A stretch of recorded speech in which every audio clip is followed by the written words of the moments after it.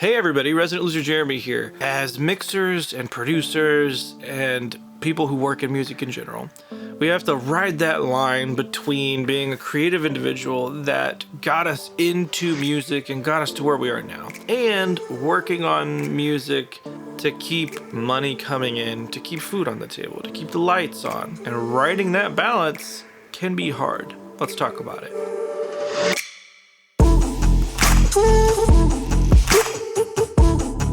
Hey everybody, if you're new here, I'm Resident Loser Jeremy, this is Recording Studio Loser, and I wanted to revisit a series of videos that I started to put out, the Opening a Studio series. It continues to get questions and really good, insightful discussions from some of you guys.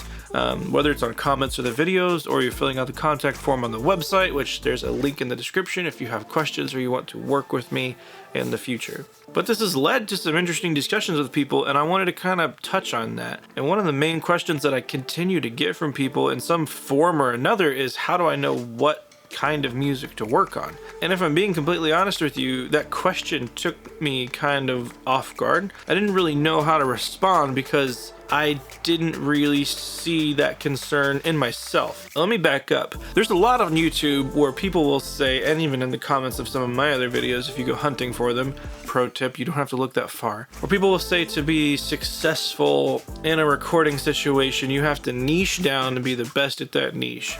I can see that as a valid point, and I see that as one of the routes you can go down to be a successful studio owner, recording engineer, producer, whatever. But I definitely don't think it's the only way, and it's certainly not how I make my living. I know myself, I know my attention span, I cannot work on the same genre.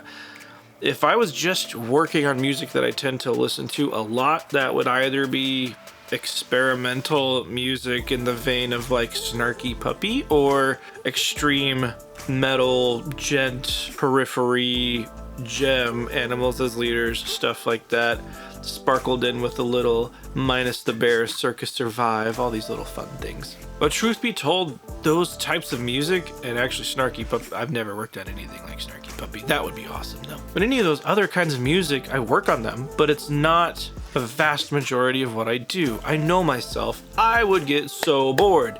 Even when this is something that I am passionate about and the music that I would tend to listen to for fun, it's hard to cross over to that and only work on that in the studio. This was something I did in my first few years. I would seek out that type of client and just work with those types of clients.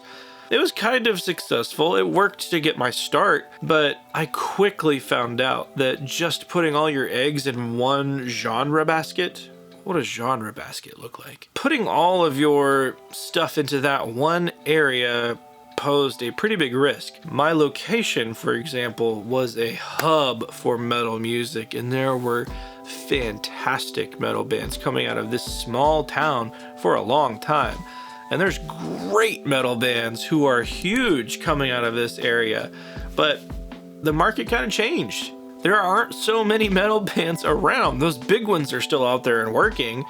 The ones who stayed busy are still busy, but they have their own thing going on. If I was trying to just make a living on that genre, I would be up a creek for sure. And even besides that part of it, I need to work in other forms of music in order to stay interested, or I can really kind of see it as keeping me sharp as a producer. And I see the same things in other producers.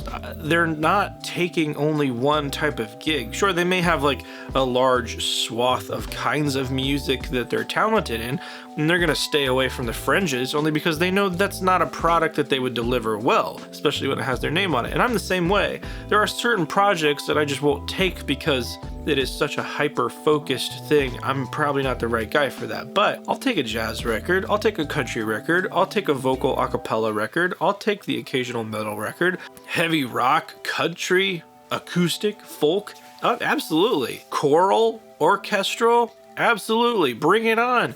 There are so many things that you can learn working in these different genres and these different kind of idiosyncrasies within each one that can inform decisions about the others. Take metal, for example. A lot of the tones that you hear in metal are now popping up in country. Super interesting.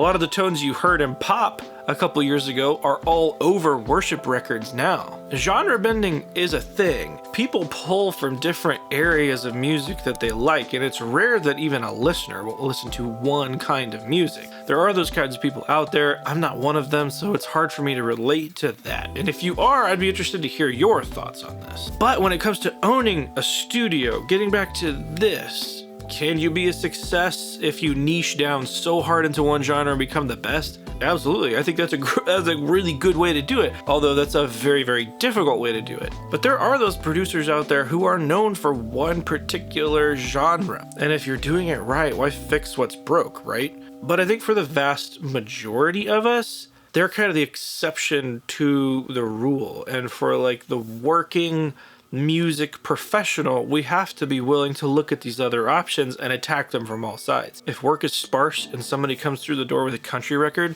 even though country's not my first choice and something that I would listen to for fun, I'm going to take that record.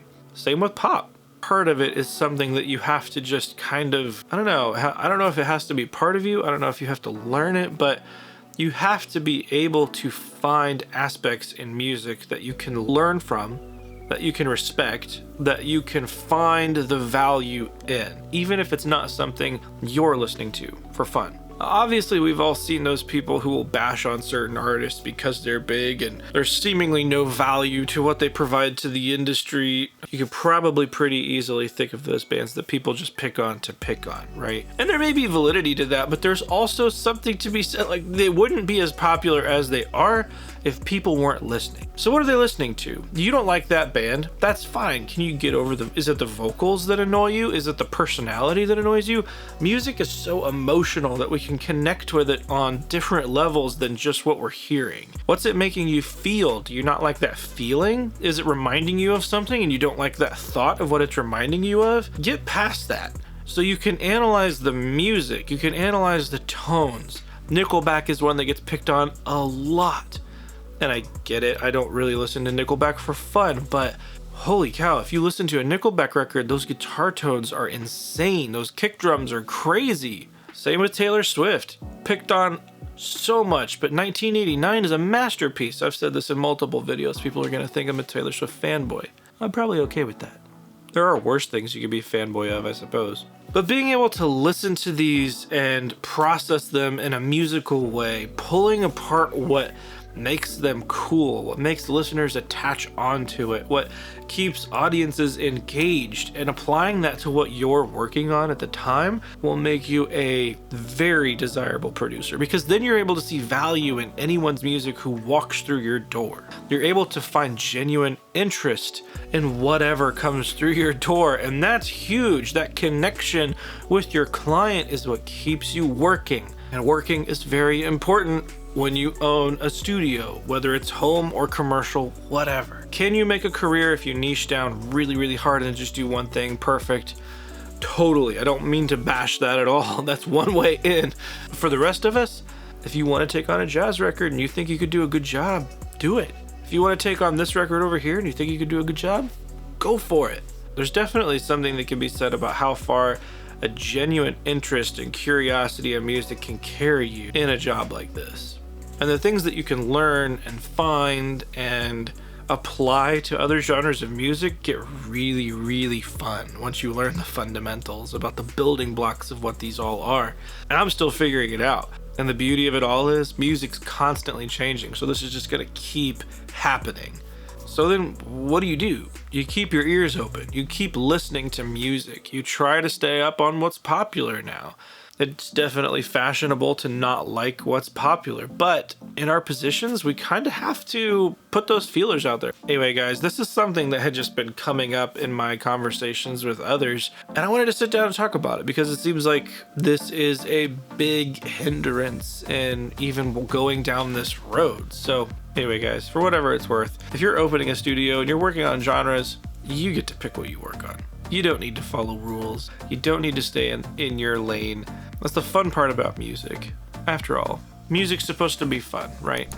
I'm Resident Loser Jeremy. I'll see you in the next one.